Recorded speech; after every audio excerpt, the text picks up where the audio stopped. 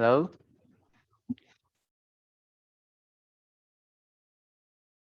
Okay, let's get started.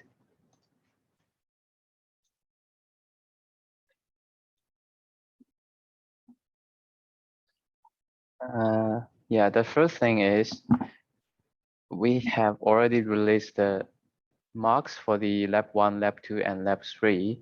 So please check the marks for those labs as soon as possible, because if you have any doubt, like if you think they may have some problem with your marks, then you can contact me or your tutor as soon as possible. For example, your submission may have some damaged file, which may lead you to have 0 marks. So you can send an email to your tutor and yeah, probably contact them and see if you can get any marks back. So the earlier you contact them, the high possibility that you can get your marks back. Just click this link, then you can see the marks. I will send it to the chat. Yeah.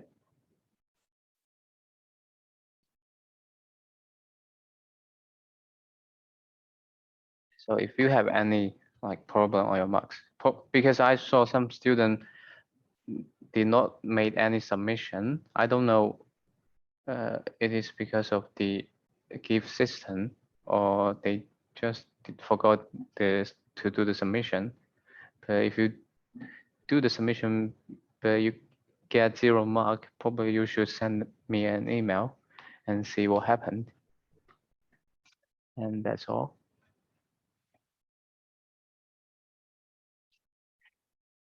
We will have a look of Lab 4. Lab 4 is here. So before we do the Lab 4, we should have a look of the week 5 lectures, because it may have some content about related to the TCP stuff. And yeah, but because we have already done the midterm exam, right? So I think you have already revised all the content in week 5.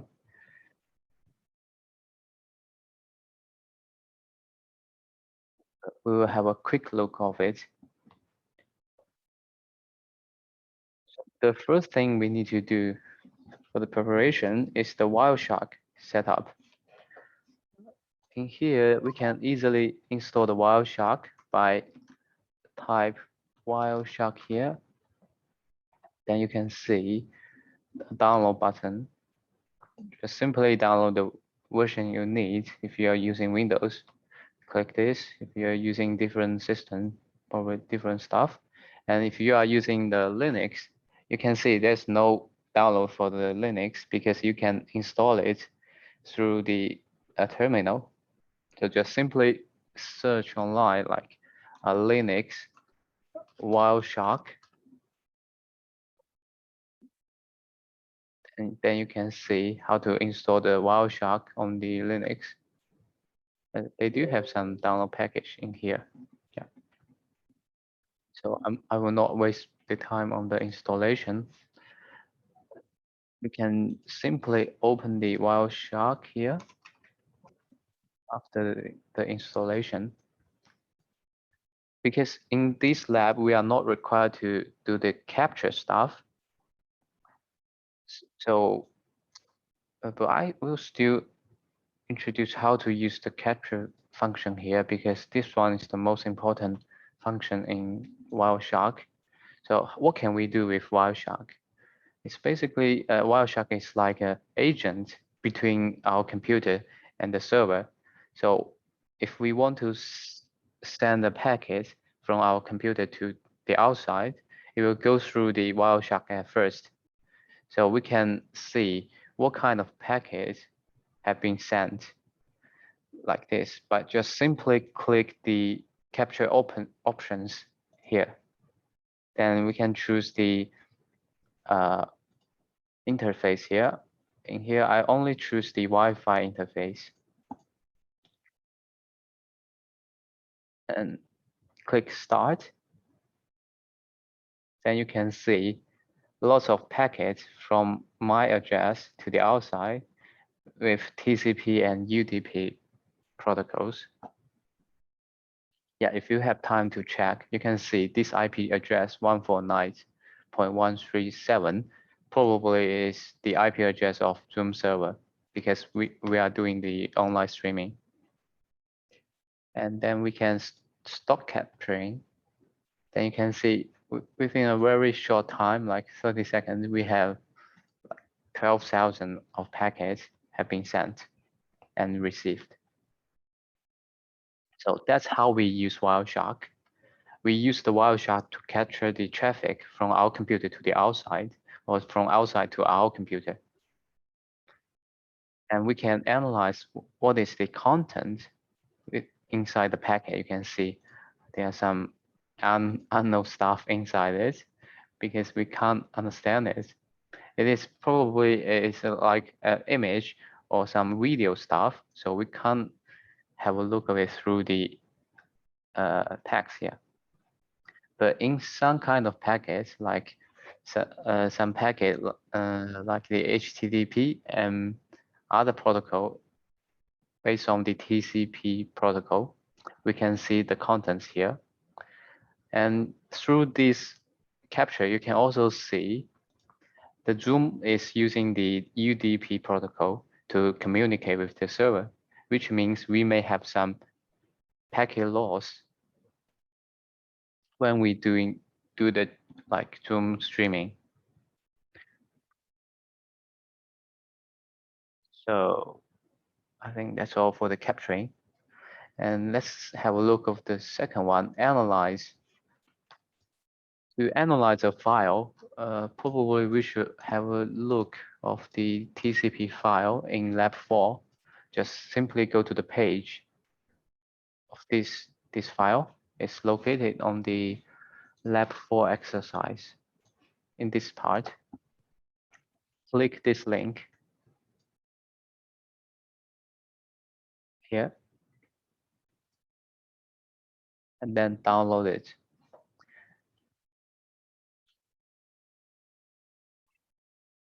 And we can drag the file into the windows here.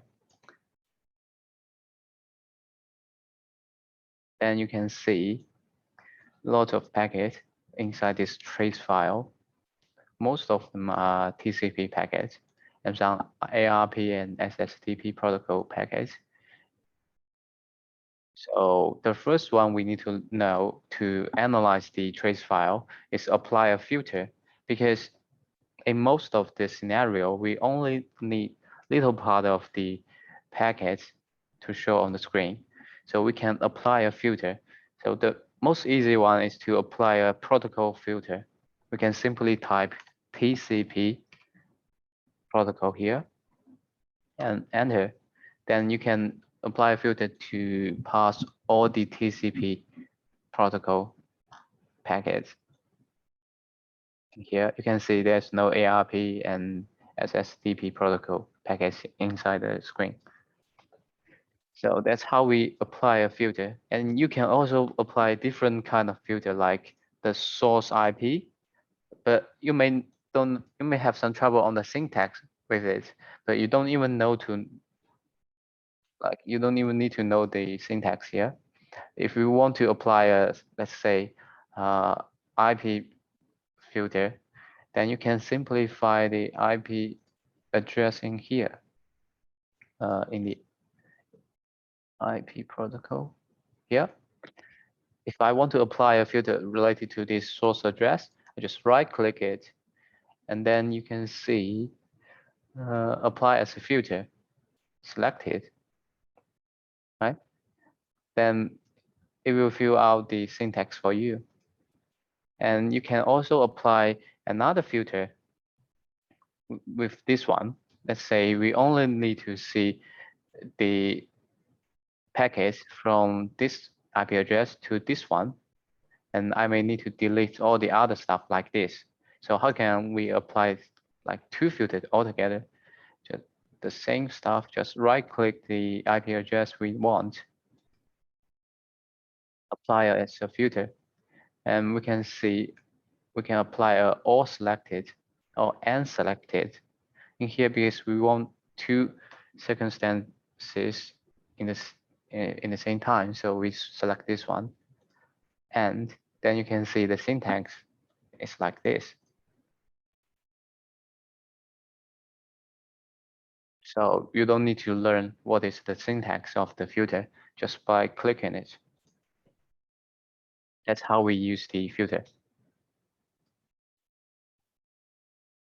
And yeah, another function you may find it useful is, let's see, this, if you want to have a look of the port for each packet, but you don't want to click them one by one, right? So you can apply as a column here. Just right click it and apply it as a column.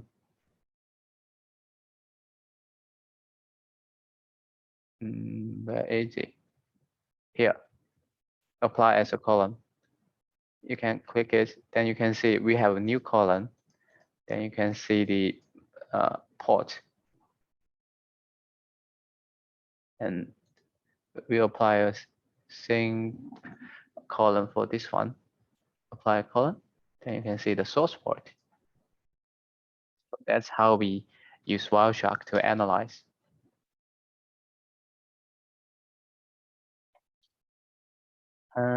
What is the other stuff? The other stuff, you can have a look of the view menu here.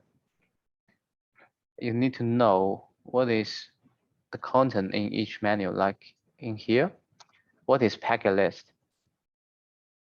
Obviously, it's the packet list, right? I don't know how to explain it. Very straightforward. And the thing we need to know is here, packet bytes and packet details. In the packet details, which is this one, you can see a different layer with different information inside it. So it can read the header of a packet and show it to you. Very easy to understand, right? The frame and the internet and the IP protocol and the TCP protocol. So you can see the layering of the packet. And at the bottom, you can see the packet bytes here. So which is the content of the packet bytes. Then you can see there are some words inside the packet, inside this packet. And that's how they encode the packet like this, right? So you can have a scheme of each packet here. So that's the way how we use and how we play around with the Wireshark. I think this is enough for the lab 4 for now. So let's have a look of the exercise 1.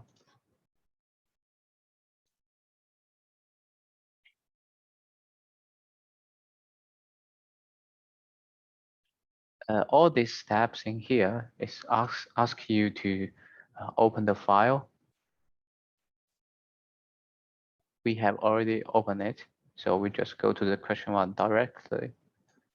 What is the IP address of this stuff? And what is the port number? And what are the IP address of them? So this one should be pretty easy. We can see it's about the HTTP protocol, and the HTTP protocol is like based on the TCP protocol. So we apply a filter to find out all the TCP packets. And then we select the number ascending in ascending order. Then we can have a look at them one by one. In here, as you can see here, this one is obviously is our machine. And what is the other one?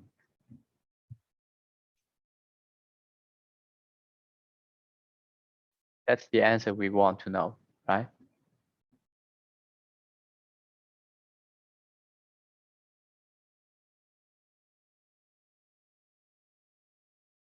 So that's the question 1. And you can find out the port number at here, at this column, because we have already applied as a column. And you can also find it inside the details here. I click it and have a look of the IP protocol. Obviously not in here. It should be in TCP protocol here, right? Then you can see the port from source to destination. So you need to figure out which one is the source. The source is obviously in this IP address, right? So it's from our local machine at the source port of 1161 to the destination IP address, which is the server with the port number 80. So when you see the port number 80, obviously it will always be a, like at most time, it will be a HTTP server. So when you visit google.com like this, the system will default the port number as 80. So you can visit google.com with 80 like this. You will go to the same site. But if you like visit 81, probably not. You will not able to visit google.com. You can see it's loading. If I close this page and visit this again, it will not be loaded. See? So the default port for the HTTP protocol is 80. So you don't need to know this.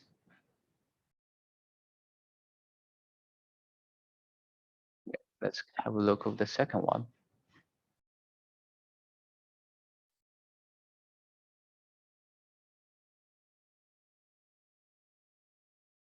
What is the sequence number of the TCP segment contain the HTTP pros command? And it has some hint, right? It asks us to have a look of the data field. So let's have a look of the data field, which is this part.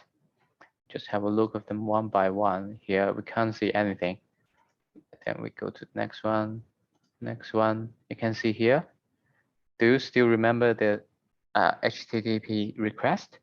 So in here we can see a post here, and the content of the request is like this. You can see it's a header of the HTTP request, including the host and the user agent and some other stuff. So what is this packet? What is the TCP sequence number? Simply have a look of this TCP header here.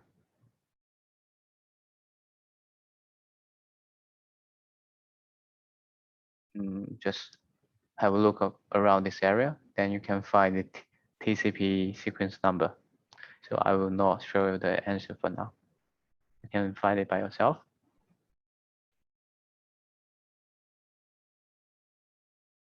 And consider the TCP segment containing this one. What is the sequence number of first 6 segments? So yeah, this one is still pretty easy, right?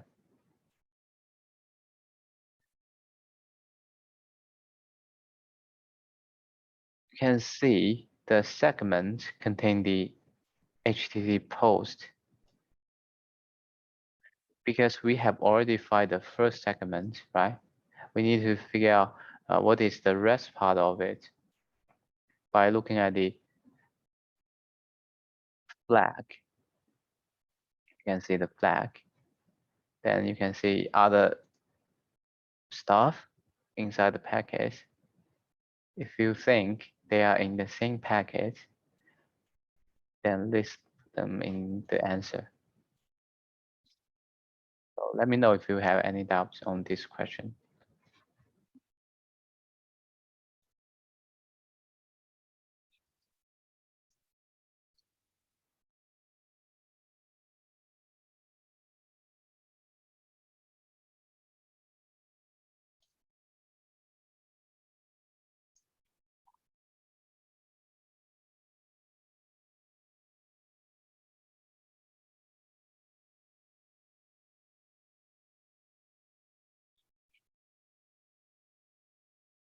Yeah, I assume you already know what is the 6 packet.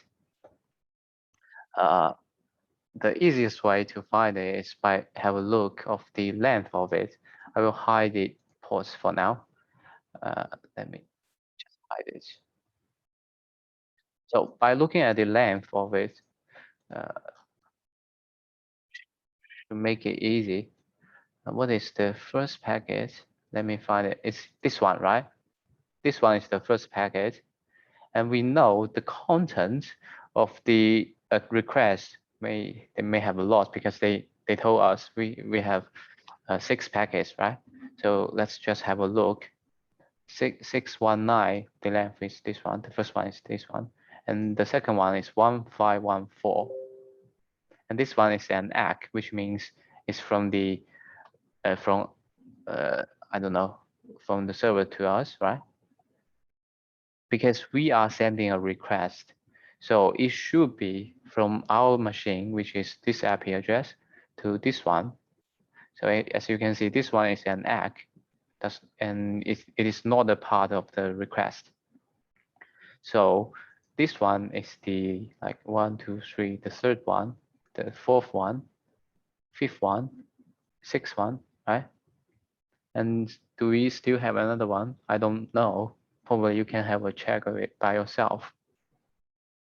As you can see, the maximum length is 1514. And then you can see the time of it. When did we send this? It's in here. And the how can we calculate the RTT? Then we need to find out like this. We can see the packet 5, packet 5 and packet 6. They have the sequence number and the ACK number is the same, which means packet 6 is the response of packet 5. Then you can calculate the RTT by like subtract this number by this one. And I think you also remember this one, estimated RTT. How can we calculate this one? It's by using this equation.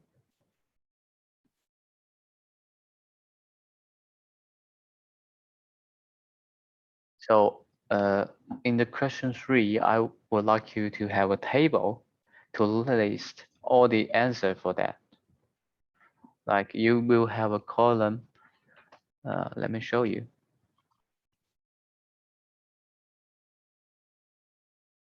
Like this. For the question 3, we can set a table like this one number. That's 1, 2, 3, 4. And the second one should be the length. Third one is the time. And this one should be the time ACK. So you can calculate the RTT of each one, right? So we call this one ICV sample. And the RTT ESST, right? So we add this to our table.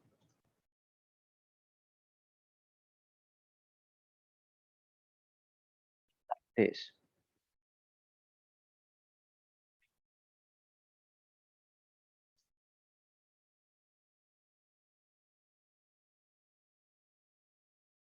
Sorry, stuck. Let's just wait for a little bit. So just find the first packet in the Wireshark. It's this one, right? So we just put the time into the table, into here, time sent. And we need to figure out which packet is the response of it by looking at the ACK number. This one, right? Then just put the stuff in here. The first packet is 565, and the what is the time it sent is this one, right?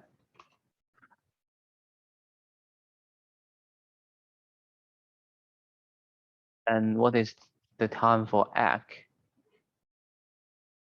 This one, right? You can see the ACK number is equal to the length plus the ACK. So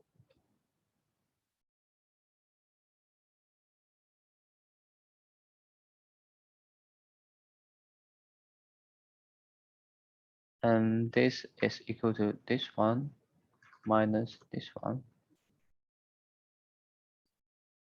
This, and what? How can we calculate the RDT estimation? Is using this equation here, right? Just put the equation inside it.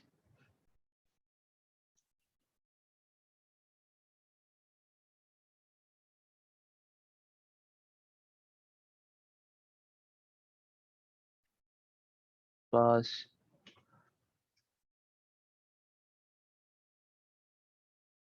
because at the first slide we only have the sample, so we will consider estimate RTT is the same as this value. Okay,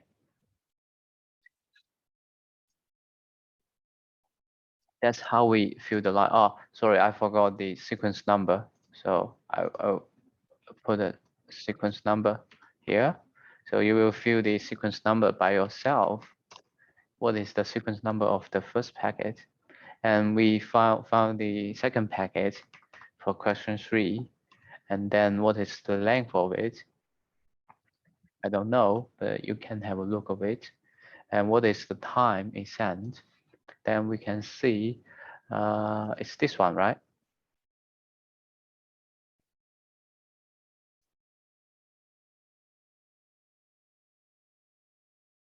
And then what is the ACK for it? Then let me see which one, because the sequence number is 566 and the length is 1460. So the ACK number should be around 2000. Yeah, it's this one. So fill the number here.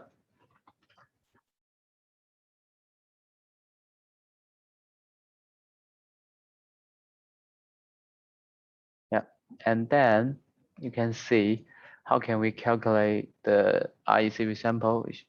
We'll just minus this two, so we don't need to put it here. And we already have an equation here. Let me check if it's wrong, because this one should equal to 0.875 multiplied by the estimated. What is the estimated RTT? It's this one, the previous one, and plus the sample RTT divided by 0.125. Oh, sorry, it may have some problem. Like this one. The value problem. I, I don't know. I will feel it with my hand. Like this. And this one. Oh, I know the reason. This one should be. This one should equal to this value. Because I set it as a table here, so they must have a same equation. Let me just put this number in here. By value. So I put it extra stuff in here, just never mind. I put it here. It will equal to this one plus this one.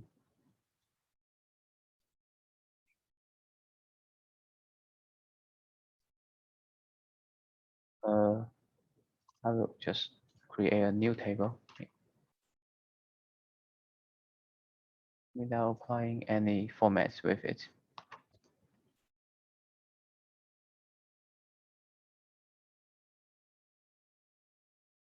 Yeah, okay, you have no problem. So multiply by this one plus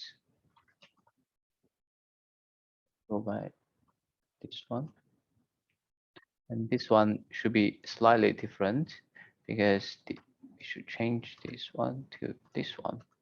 So you can see the estimated RTT is the number from the previous line.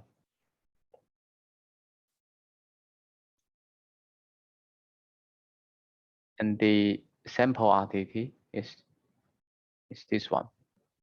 So that's how we calculate this one. I put the wrong number in here, so I think you should do it again because I put the wrong number in here. So do not copy my number in this table.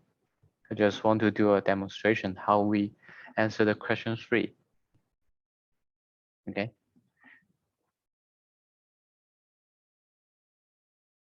Just submit a table like this to show your understanding for this question.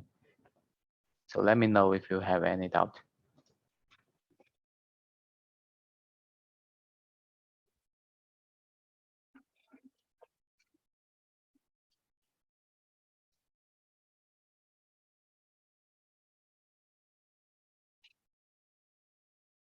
Yeah. So in that table, we have already answered the question 4, right? So we just go to the question 5 here. What is the minimum amount of available buffer space? Minimum amount.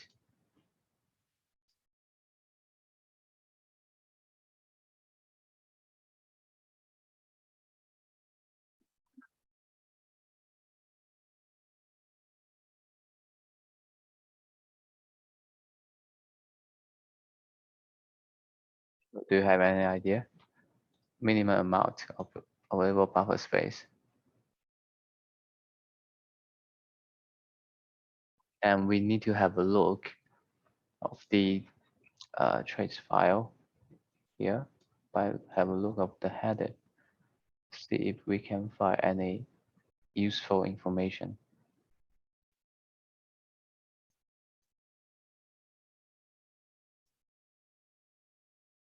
Because we only care about the TCP stuff, so we have a look of the TCP stuff, see if we can find any buffer information here just by looking them one by one.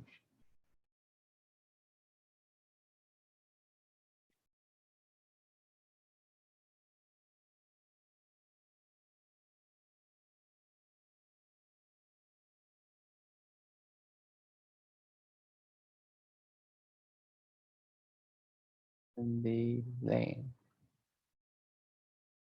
length for each one. And you can see a window size is in here, right? So you need to understand what is this header. You can see, have a look of them one by one. Check this one. For your convenience, you can right click it, apply as a column here, right? As I told you before, apply as a column, then you can see what is the value for each packet. And we need to find the minimum, right? Then, yeah, just figure out by yourself what is the minimum.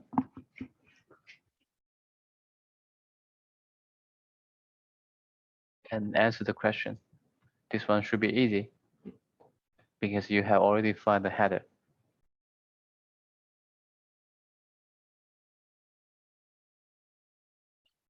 Let me check if we have any question.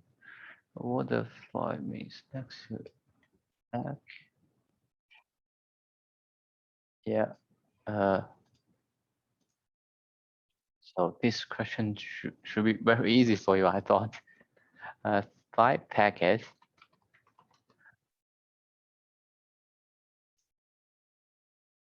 simply search in the internet, and you can see some explanation. What is a thing? What is an act? What is a thing? Right? Closer connection for thing. I'll send you a link like this.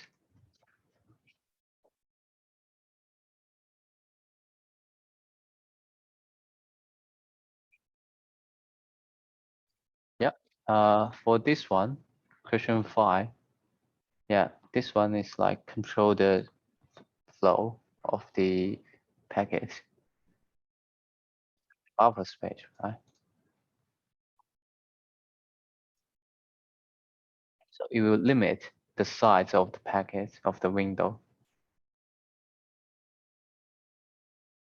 control the speed, to control the traffic. And in here, you can see any retransmitted segment. How can we figure out what is a retransmit segment?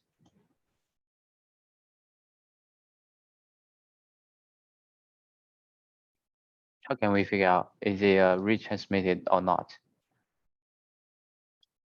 I think you already know by looking at the sequence number, right? If you find there duplicate sequence number anywhere, then you can consider it as a like similar packet. Then have a uh, carefully look of it and see if they are the same. So just go through all the list, see if they have a packet have the same sequence number. If they do, yeah, just compare like two packets, see if they are the same, and you find the answer.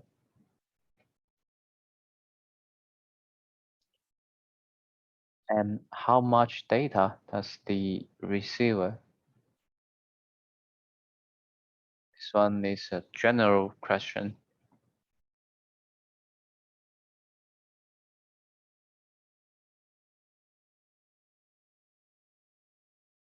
So just go to the lecture slides in here. But if you have any doubts on this one, just let me know.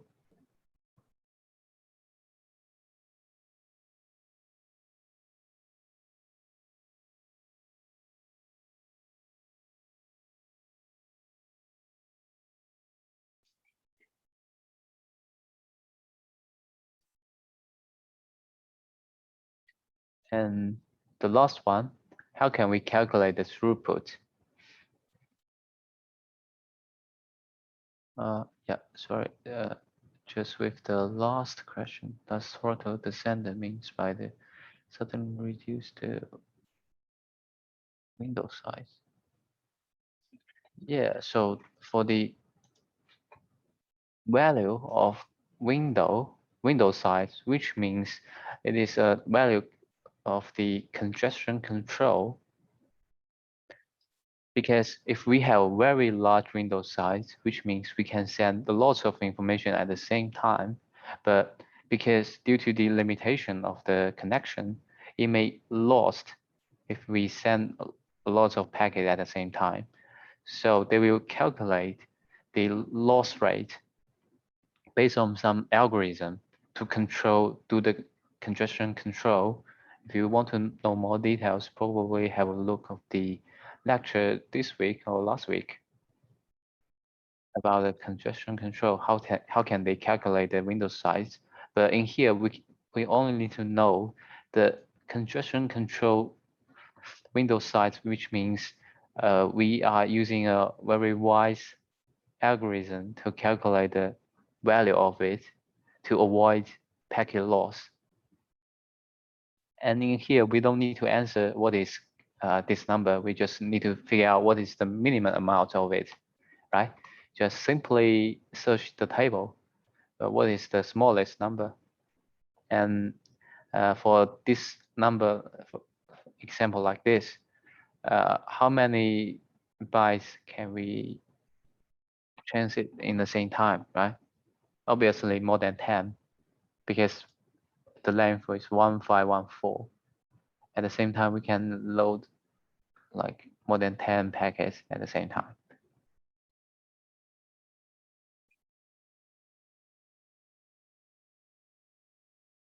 Uh,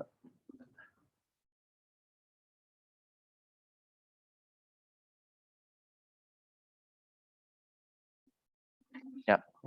So if you still have any doubts, just let me know.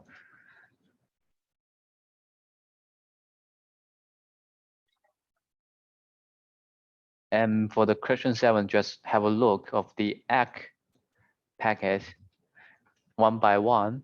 See if you can find any egg is special, like if there are any egg acknowledgement is egg for 2 packets.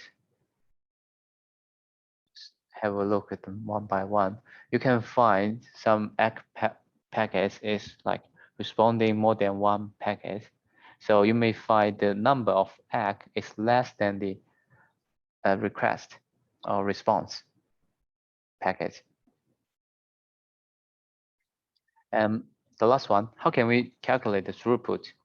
How can we calculate this one? Because it's obviously the throughput means how many like stuff, how many data have we sent from our server, from our computer to the destiny to the server, to our computer to the server, or from the server to our computer, right? How can we calculate it? Very easy, by looking at the sequence number. So we just go to the bottom of it. What is the sequence number or the ACK number, right? What is the ACK number of it, which means how many bytes are we sent? You can see this one.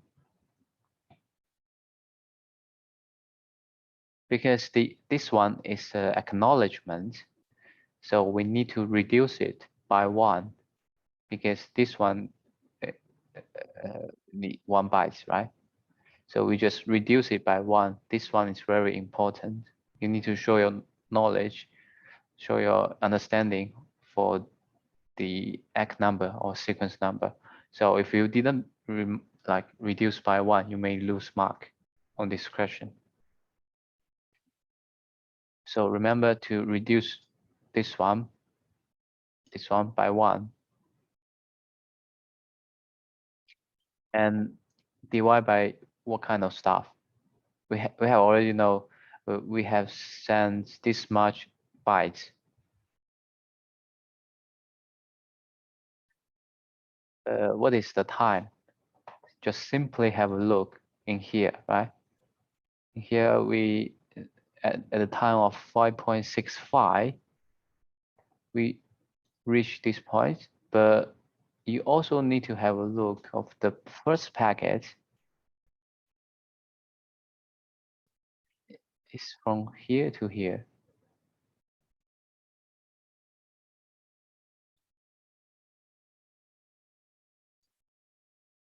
right? It's from the packet 206 to the, oh sorry, it should be this one, 202.128.11, and to this one, packet 2, right? Because we are looking at the throughput from the server to our computer.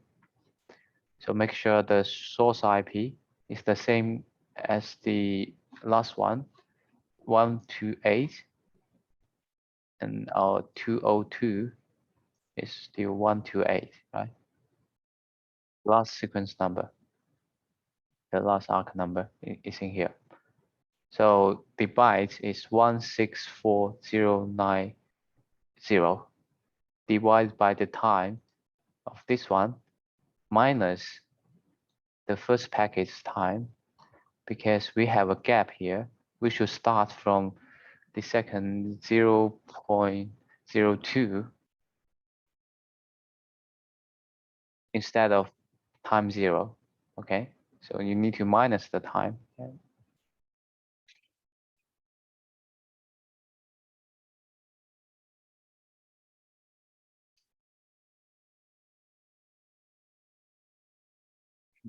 One MSS related to this. No, it doesn't matter. So in here, we only care about two stuff. The first one is the time, because we start from the second packet, right? So we need to reduce by this time. We only care about this much time. From the second packet to this packet, we need to calculate how much time did we spend on this packet. And the second stuff is the bytes. How many data have we sent? It's this much, right? And this byte should minus by 1. So I think this one is the hardest one. You may have some trouble on calculate the right answer for it. Just have a carefully look of it to make sure you will not lose any mark.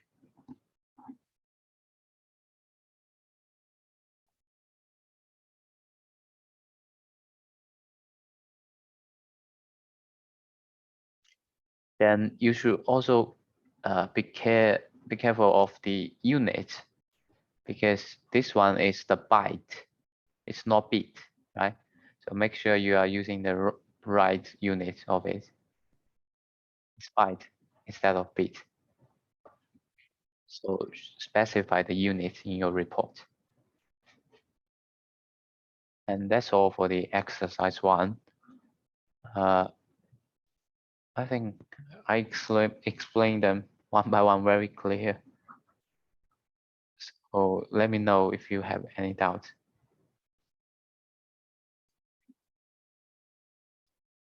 Yeah, just be careful of the last question. You may lose some mark on here. And the third question, this two is the hardest one. So if you have any doubts, just ask me at any time.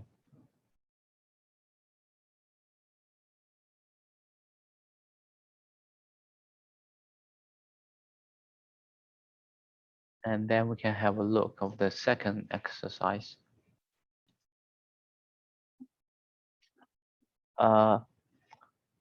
Before the second exercise, have a quick look. Sorry, I should show these slides at first here. So as we can see, the sim will use 1 byte. Here, that's how we calculate the sequence number.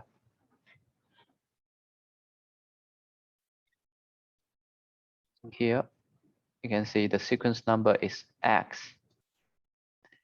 So the X number is X plus 1, because the bits of the thing and X is 1. So they will use 1 byte to send the packet. And this is from our computer to the server, right? We use X. But what if from server to our computer, we use another stuff, let's call Y. So they may have two different numbers, two different sequence number, right? And they are using the same way to calculate it.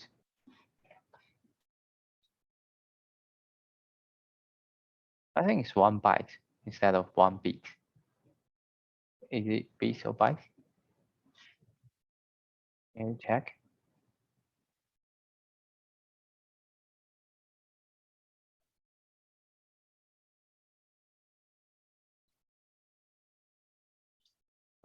Yeah, and the second stuff is an example of it.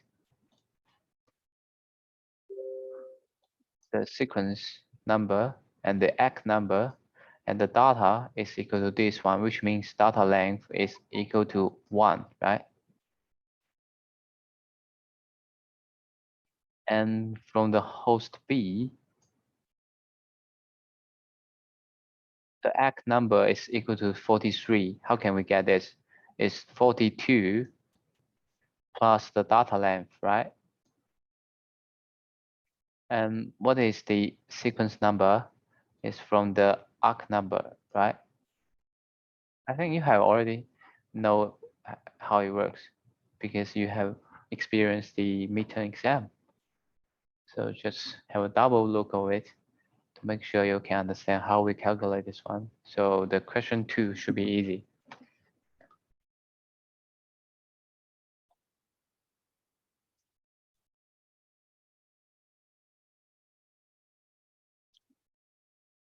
Let's have a look.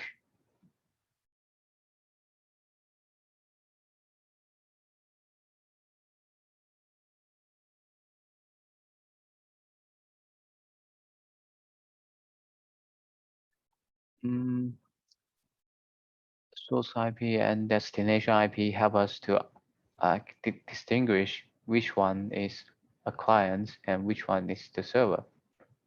And the protocol is the same.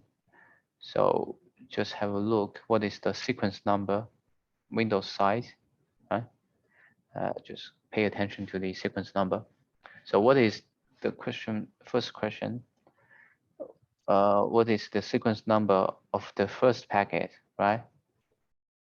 So as you can see here, this one is pretty easy.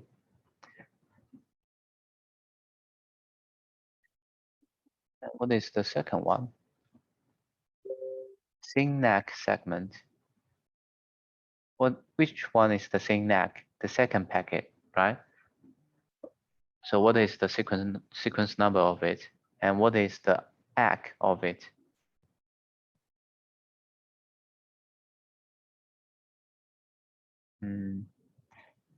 Sure.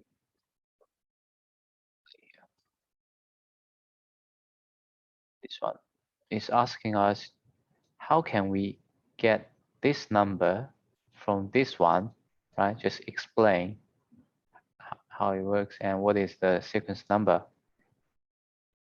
Easy. And question 3, what is the sequence number? The same stuff, right? For the ACK, sorry.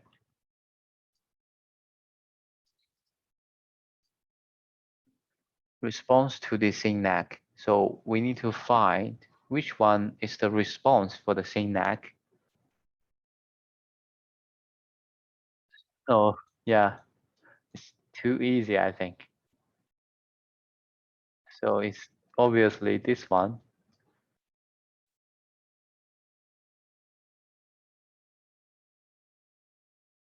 This one, right? So just answer the question by looking at the sequence number or other stuff in this.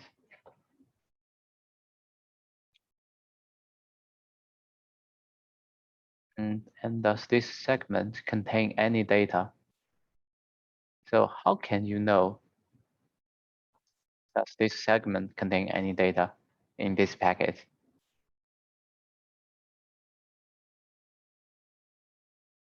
How can you know? You can see there's no data information in the info in here, right? So we don't know if they have packets, they have data inside it.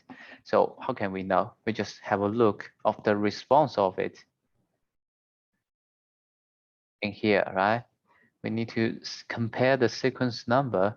So if they do have a data, let's say they have 100 bytes of data, what will be the sequence number? It will be this one plus 100, right? So if it does not have any sequence number in his response, it will remain the same. Does this make sense?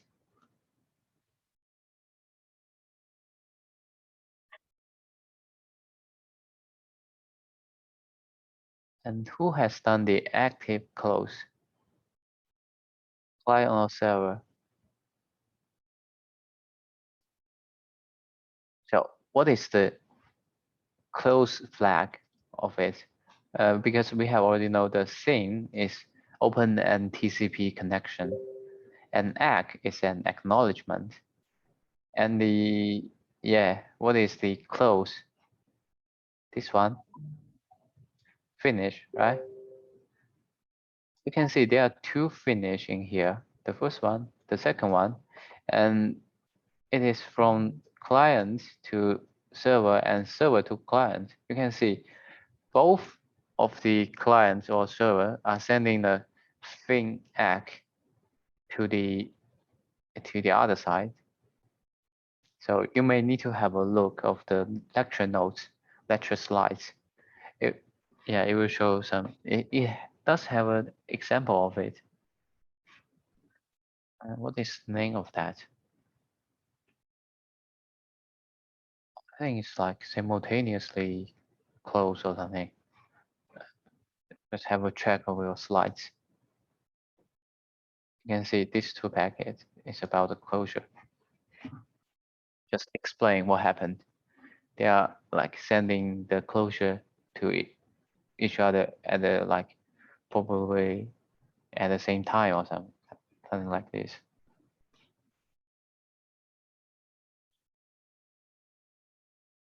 And how many data bytes have been transferred? It's the same question, right? As the exercise 1. So what we need to do is by looking at the sequence number at the end. Yeah.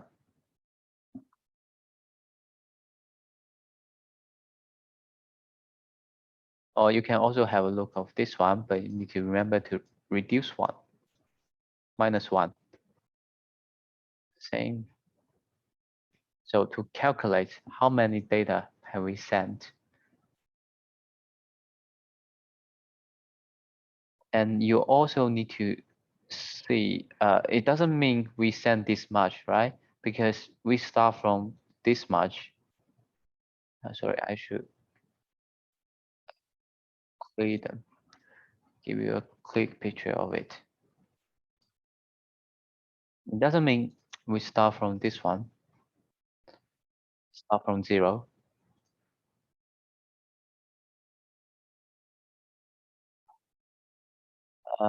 Just have a look of this one or and this one or this one, this one. That depends on you. So we start from here, and we need to reduce them with each other. Like this one reduce this one, and don't remember to minus 1 or 2. Let me check. I don't remember here because as we can see here, the same have already used 1 byte in here. This one, right? So the thing we use 1 byte, and the thing here we also use another byte. So we use this one to -2 and minus this number to get how many data have we used in here. Does it make sense? So because we have a thing here and we have a thing here, both of them use 1 byte. So we will get a result. How many bytes?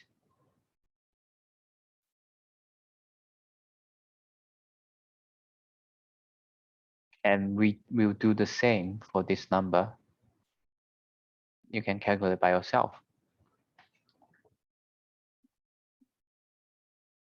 Does it make sense?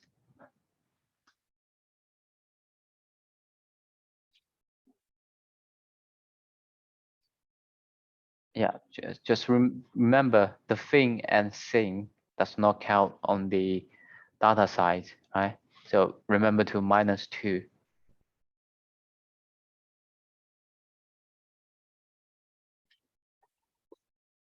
Yeah, and I think that's all for the exercise today. So the last one, you don't need to put it in your report, but it's very easy to play with it. Just go to the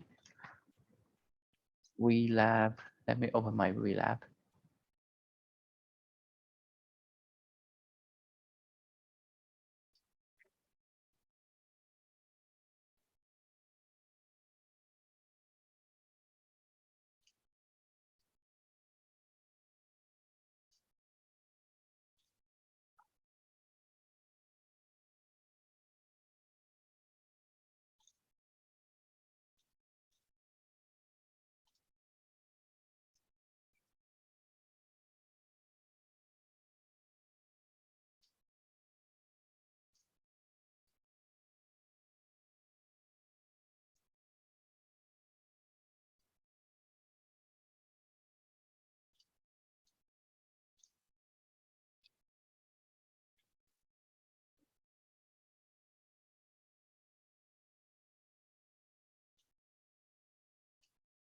Okay, so we will spend like 2-3 minutes to explain.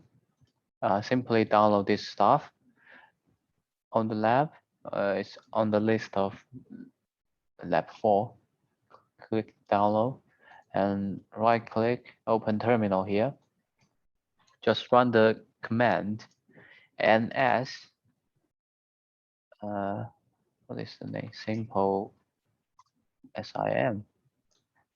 Then you will see a console here. Just play around with it. We don't need to do anything with this one. Just, yeah, see. It is a simulator. Just click all the button you can and see if you can play with it. Like it's sending stuff from 0 to 1, like this.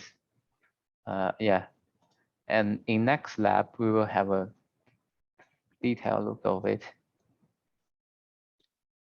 Yeah, just make sure you run all the code.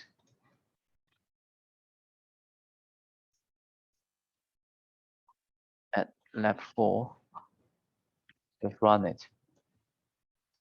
Try to play around with it. But in here, since we have more time, I will show more stuff in Wireshark, because Wireshark is like useful in the future for some of your like course. We have already know how to like do the capturing, right? And there are some useful tools inside here. As you can see, the statistics, IO graphics. You can see how much IO from my computer to outside, and the packet length. Like it will do some calculation of the packet length, and some useful stuff like HTTP packet counter.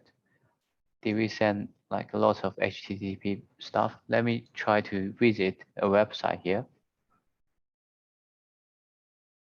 and then open it again. You can see changed. So it will have lots of useful tools inside the tool statistics file field. You can play with them one by one. Then you know how we can use it. But the Wireshark is more like focused on the packet itself. But most of the time, like if you want to become a hacker or other stuff, you may not use Wireshark because it have lots of information, but actually we don't need that much. For example, if you want to change the data we send to the outside, you may run some stuff like Fiddler, this one.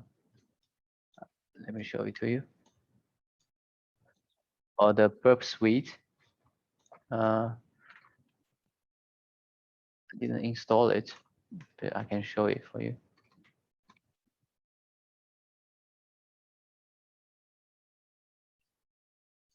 This one, Web Suite. So we can use this kind of software to help us to capture the packet, the HTTP packet we want. Let me show you.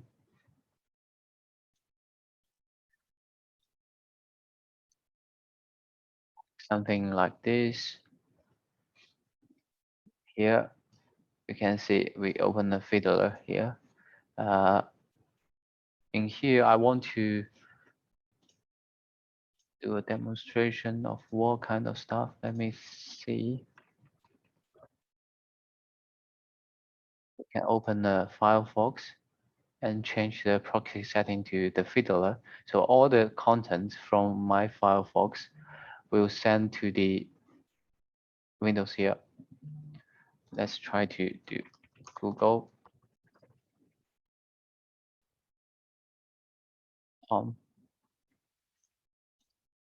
Let's see. Seems we have some trouble here. It didn't show any stuff. We can change the options.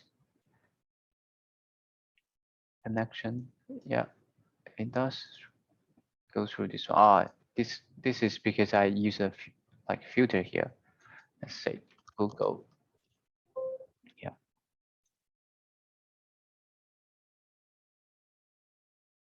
Okay. So now it will work. Just refresh, then you can see all the traffic from Google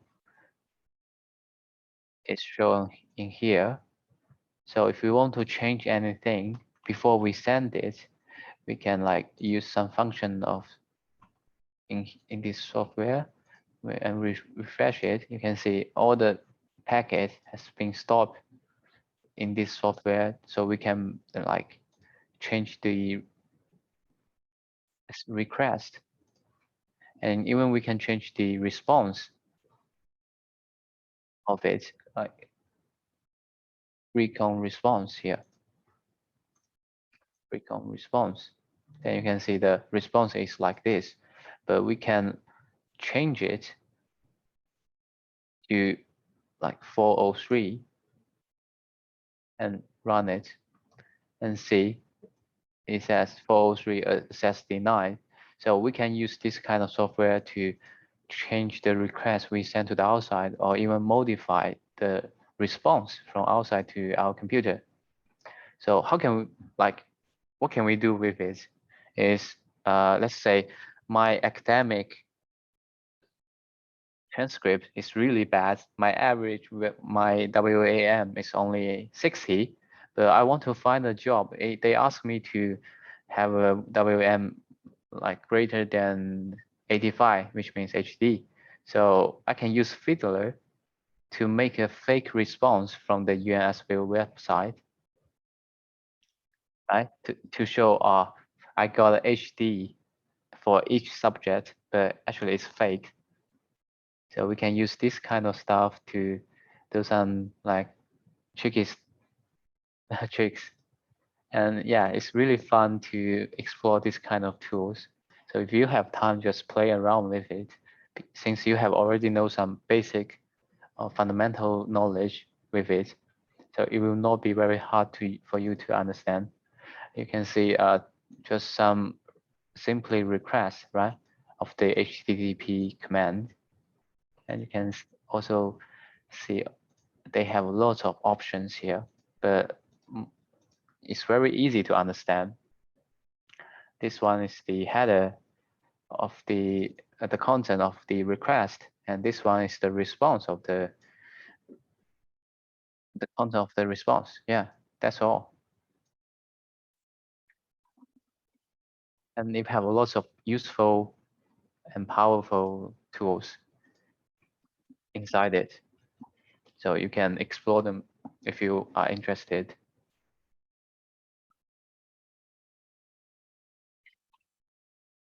And I think that's all for today. I don't want to waste too much time on the lab since we have already finished all the stuff. So if you have any question, just let me know. I will stay here until the end. Okay. If you are interested on the software I have talked about, you can also ask me some question about it. And that's all.